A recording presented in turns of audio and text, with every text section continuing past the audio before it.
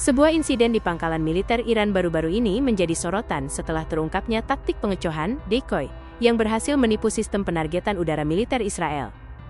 Rudal canggih bernilai miliaran rupiah dilaporkan terbuang percuma setelah menghantam gambar statis di atas aspal. Dalam sebuah rekaman udara yang beredar, terlihat sebuah area landasan di bandara militer Iran yang menjadi target serangan Israel. Namun, hasil serangan tersebut tidak sesuai harapan pihak penyerang. Pihak militer Iran sengaja membuat gambar siluet pesawat tempur di atas permukaan landasan pangkalan. Gambar siluet ini dirancang sedemikian rupa untuk menipu sensor kamera dan sistem pengintaian udara agar terlihat seperti unit pesawat tempur asli yang sedang terparkir.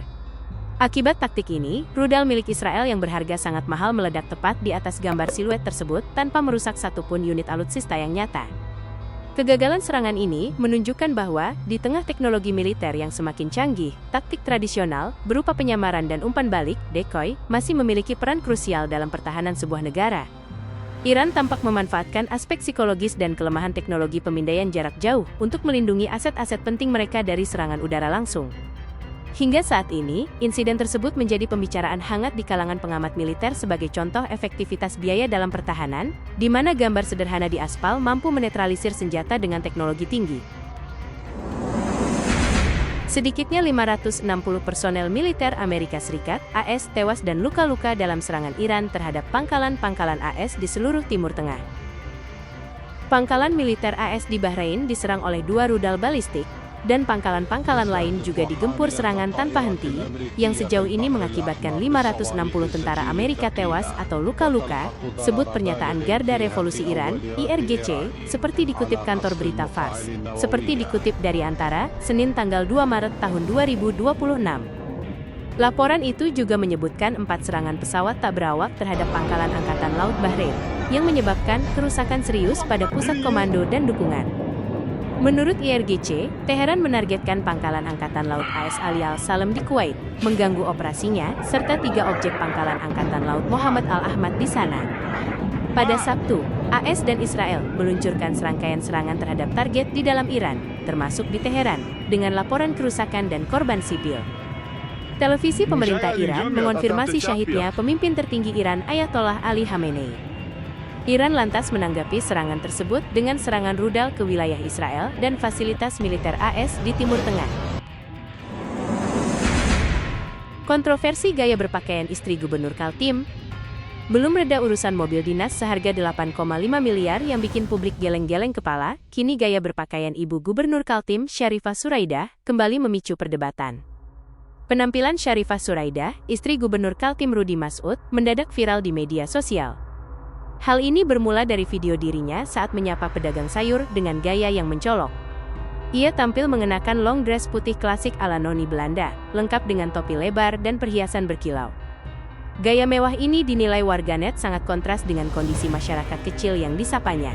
Pelaku yang seperti Pak Noni-Noni Belanda itu memberikan narasi negatif terhadap kepercayaan publik kepada seorang anggota dewan, jangan sekaligus sebagai seorang elit di Kalimantan Timur. Bu Syarifah seolah-olah lupa bahwa apa yang dikenakan, apa yang dipakai bersumber dari dana publik. Tanggapan pihak gubernur, menanggapi kritik pedas publik, tim ahli Gubernur Kaltim, Sudarno, meminta masyarakat untuk tidak membesar-besarkan persoalan busana tersebut. Ia menegaskan bahwa gaya hidup mewah tersebut bukanlah hal baru sejak suaminya menjabat. Beliau sudah lama berkecukupan untuk membuat istrinya seperti ratu. Jadi bukan hal yang tiba-tiba karena jabatan, ujar Sudarno. Menurutnya, urusan outfit adalah ranah personal dan tidak ada aturan hukum yang dilanggar. Sorotan ini muncul tepat di tengah polemik pengadaan mobil dinas Gubernur Kaltim senilai 8,5 miliar rupiah yang sebelumnya sudah memicu amarah publik.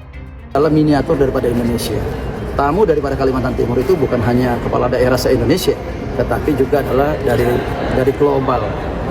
Masa iya kepala daerahnya pakai mobilnya ala kadarnya? Jangan dong. Iya kan? Jaga dong marwahnya Kaltim. Ini marwahnya Kaltim, marwahnya masyarakat Kalimantan Timur. Meskipun urusan busana dianggap ranah pribadi, publik menilai etika pejabat dan keluarganya harus tetap selaras dengan kondisi rakyat. Tim ahli menyarankan agar kritik masyarakat lebih diarahkan pada kinerja dan kebijakan pemerintah, bukan pada gaya hidup personal keluarga gubernur. Sharifah tampak mengenakan gaun putih bermotif bunga yang dipadukan dengan kalung mutiara, anting, cincin berukuran besar, serta topi lebar berwarna senada. Komentar warganet dan klarifikasi. Sejumlah komentar di media sosial pun menyinggung hal tersebut. Kirain noni Belanda dari mana tadi? Tulis seorang warganet. Laki bini 11-12 ya gak sih? Jadi gak heran minta 8,5 buat mobil dinas. Menanggapi polemik tersebut, Rudy Masud memberikan klarifikasi. Ia menyatakan hingga kini belum menerima mobil dinas dari pemerintah Provinsi Kalimantan Timur dan masih menggunakan kendaraan pribadi untuk menunjang aktivitasnya. Isu gaya hidup pejabat memang selalu sensitif di mata publik, apalagi jika dikaitkan dengan fasilitas negara. Di tengah konflik dengan Iran, kondisi kesehatan Donald Trump disorot, ada bercak merah muncul di leher. Di tengah perang dengan Iran, bercak merah di leher Presiden Amerika Serikat AS Donald Trump menarik perhatian para fotografer. Ruam-ruam di leher samping itu kini sedang diobati dengan krim kulit biasa. Begitu menurut dokter Gedung Putih yang menggambarkan perawatan tersebut sebagai tindakan pencegahan. Ruam merah di leher Trump diambil para fotografer saat Trump menghadiri upacara pemberian medali kehormatan di Gedung Putih pada Senin, tanggal 2 Maret tahun 2026 lalu. Terlihat bercak merah yang mencolok di sisi kanan leher Presiden tepat di atas garis kerah, yang memicu pertanyaan tentang kesehatan pemimpin berusia 79 tahun itu.